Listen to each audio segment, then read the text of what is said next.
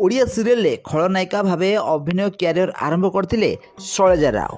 आम घर लक्ष्मी सीरियल तांकर सुंदर अभिनय आपण मैंने निश्चित भाव में देखिथे। हेले शैलजा बाहाघर पर से आउ बॉलीवुड इंडस्ट्री नजर आसी ना। ताले शैलजा बाहाघर को प्राय 3 ରୁ 4 वर्ष हो गलानी।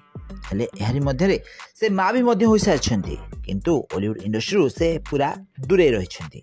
एबे शैलजा गोटे 2 वर्षर झील भी अच्छा निज कुनी झील कुनी संसार सहित चलुवार नजर आसछन्ती शैलजा राव। बॉलीवुड इंडस्ट्री आपण मैंने किसी आल्बम आउ किसी ओडिया सीरियल अभिनय कर देखा पाइथिबे। आम घर लक्ष्मी सीरियल आपण मैंने नेगेटिव क्यारेक्टर अभिनय कर देखा पाइथिबे। तो शैलजा स्वामी होउछन्ती जने बहुत बड़ बिजनेसमैन आ निज स्वामी को एबे बिजनेस रे सहायता करछन्ती शैलजा। बॉलीवुड इंडस्ट्री दूरे जाई एबे निज स्वामी को बिजनेस रे मन देइछन्ती शैलजा राव। या सहित किछि दिन पूर्वे आपण माने तांकू किछि सोशल मीडिया अकाउंट रे देखा पाइथिबे। या सहित किछि सिनेमार प्रमोशन रे भी मध्य शैलजा शामिल होइतिबार नजर आस्थिले। एबे निज घर संसार और निज स्वामी को बिजनेस संभाळुतिबार देखा दैछन्ती शैलजा। शैलजा छोट बेलू अभिनय करने पे बहुत भल पाइथिले। से बहुत भल पाठ भी मध्य पढ़ती।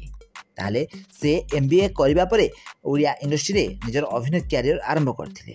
20 वर्ष बयसरू से अभिनय क्यारियर आरंभ करथिले। प्रथमे किछि एल्बम रे अभिनय करिया परे से ओडिया सीरियल अभिनय करियार सुयोग पाइथिले। ताले एबे शैलजा पुणी थरे बॉलीवुड इंडस्ट्री को फेरी पारନ୍ତି बोली सुनिया